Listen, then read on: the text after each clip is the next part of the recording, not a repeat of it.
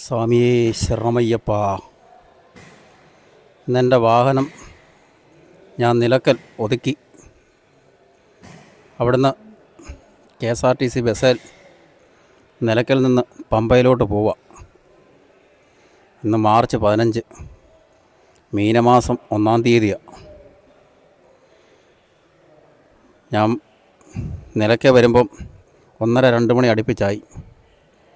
പോലീസുകാർ പറഞ്ഞു പമ്പയിൽ ഫുൾ പാർക്കിംഗ് ആയി, ടോക്കൺ തീർന്നെന്ന്. പക്ഷേ അവന്മാർ കള്ളം പറഞ്ഞതാ. ഞാൻ പമ്പയിൽ വന്നപ്പം പാർക്കിങ്ങിലൊന്നും അധികം വണ്ടികളൊന്നും ഇല്ലായിരുന്നു.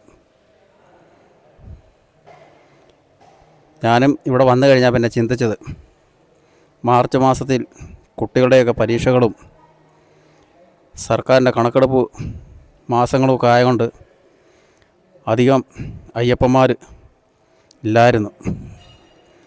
അല്ലേലും പോലീസുകാരോട് വഴക്കുണ്ടാക്കിയാലേ അവർ പമ്പയിലെ പാർക്കിങ്ങിൻ്റെ ഇത് തരത്തുള്ളൂ.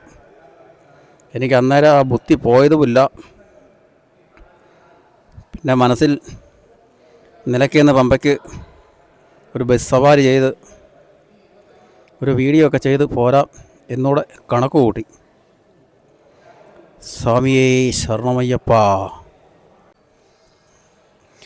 ബസ് അയ്യപ്പൻ്റെ പൂങ്കാവനത്തിൽ കൂടി പോയിട്ട് പോലും നല്ല ചൂടും ആവിയുമാണ്. പറയത്തക്ക തണുപ്പോ കാര്യങ്ങളോ ഒന്നുമില്ല. ആ മരത്തിൻ്റെയൊക്കെ ആ നിഴലൊക്കെ ഉള്ളതിൻ്റെ ഒരു വ്യത്യാസം ഉണ്ടെന്ന് മാത്രമേ ഉള്ളൂ. നല്ല ചൂടും ആവിയുമാണ്. പിന്നെ KSRTCയുടെ അവിടെ പഴയ മോഡൽ വണ്ടി ആയതുകൊണ്ട് ഫുള്ള് ഓപ്പണായിട്ടുള്ളതുകൊണ്ട് നല്ലപോലെ കാറ്റ് കയറുന്നുണ്ട്. ബസ്സിൻ്റെ അകത്തൊക്കെ തീരെ ആൾ കുറവാണ്. നിലയ്ക്കലും പാർക്കിങ്ങിലൊന്നും പറയത്തക്ക വാഹനങ്ങളോ ഒന്നുമില്ല. പിന്നെ ഞാൻ KSRTCയുടെ ഡ്രൈവറോടൊക്കെ കാര്യമൊക്കെ പറഞ്ഞ് പമ്പയിലെ ശബരിമലയിലെയും കഥകളും ഒക്കെ പറഞ്ഞിങ്ങ് പോന്നു. അതെല്ലാം കേട്ടുകൊണ്ട് നമ്മുടെ കൺട്രാക്ടർ സാറ് പുറകിലും ഇരുന്നു.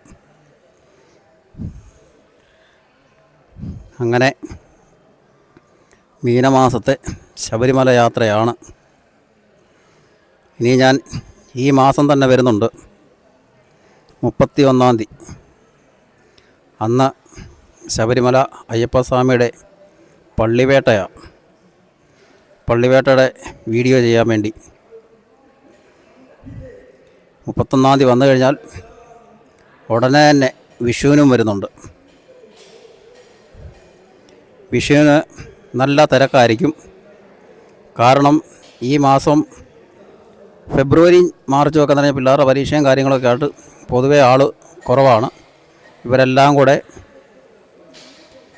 മേടമാസത്തിൽ വരും. മേടമാസം 9-10 ദിവസം നട തുറക്കുന്ന ദിവസം കൂടെ. അന്ന് അന്യ സ്റ്റേറ്റുകളിൽ നിന്നും ശരിക്കും അയ്യപ്പന്മാർ കാണും. അങ്ങനെ ഏകദേശം ചാലക്കയമൊക്കെ ആയി. ഇനി ചാലക്കയം ഇറങ്ങി ഇറങ്ങണം. KSRTC ബസ് സ്റ്റാൻഡായി. അങ്ങനെ അയ്യപ്പസന്നിധി അടുക്കാറായി. സ്വാമിയേ ശരണമയ്യപ്പ. അങ്ങനെ പമ്പയിലെത്തി. ഇനി ഈ കൊടും ചൂടത്ത് മല കയറി അയ്യപ്പസന്നിധിയിലേക്ക് ഞാൻ പടിപൂജ വീഡിയോ എടുക്കണം എന്നൊരു കണക്കൂട്ടലിലാണ് ഇറങ്ങിയത്. നടക്കുമോ എന്നറിയില്ല. കാരണം ശബരിമലയുടെ ചരിത്രത്തിൽ ആദ്യമായിട്ട് പടിപൂജ ബുക്ക് ചെയ്തിട്ട് 2 പ്രാവശ്യം 2 ദിവസത്തെ പടിപൂജയ്ക്ക് ആൾ എത്തിയിട്ടില്ലായിരുന്നു. അതുകൊണ്ടാണ് ഞാനൊരു സംശയം പറഞ്ഞത്. സ്വാമിയേ ശരണം അയ്യപ്പ.